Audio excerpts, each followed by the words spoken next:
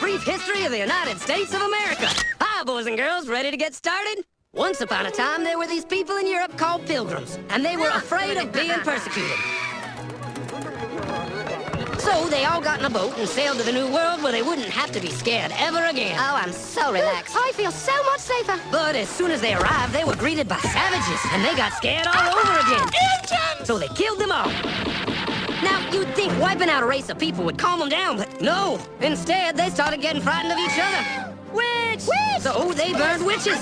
In 1775, they started killing the British so they could be free. And it worked, but they still didn't feel safe. So they passed a Second Amendment which said every white man could keep his gun. I loves my gun. Loves my gun. Which brings us to the genius idea of slavery. You see, boys and girls, the white people back then were also afraid of doing any work. So they went to Africa, kidnapped thousands of black people, brought them back to America, and forced them to work very hard for no money. And I don't mean no money like I work at Walmart and make no money. I mean $0. Nothing. Not a zip. Doing it that way made the USA the richest country in the world. So did having all that money and free help calm the white people down? No way. They got even more afraid. That's because after 200 years of slavery, the black people now outnumbered the white people in many parts of the South. Well, you can pretty much guess what came next. The slaves started rebelling. There were uprisings, and old master's heads got chopped off. And when white people heard of this, they were freaking out and going, I want to live. Don't kill me, big black man.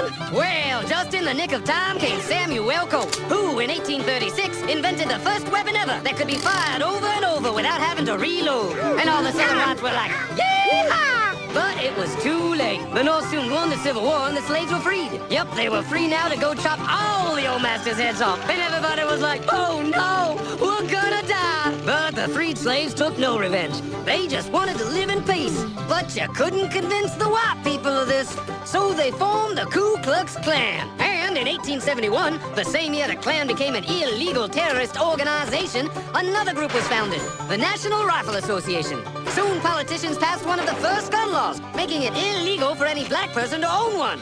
It was a great year for America, the KKK and the NRA. Of course, they had nothing to do with each other, and this was just a coincidence. One group legally promoted responsible gun ownership, and the other group shot and lynched black people. And that's the way it was all the way to 1955, when a black woman broke the law by refusing to move to the back of the bus. White people just couldn't believe it. Huh? Why won't she move? What's going on? Man, all hell broke loose. Black people everywhere started demanding their rights, and white people had a major freaky field meltdown, and they were all like, run away! Run away!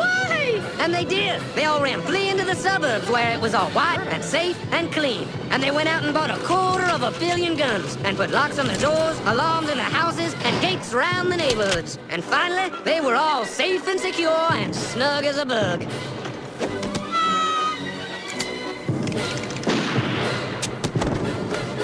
And everyone lived happily ever after.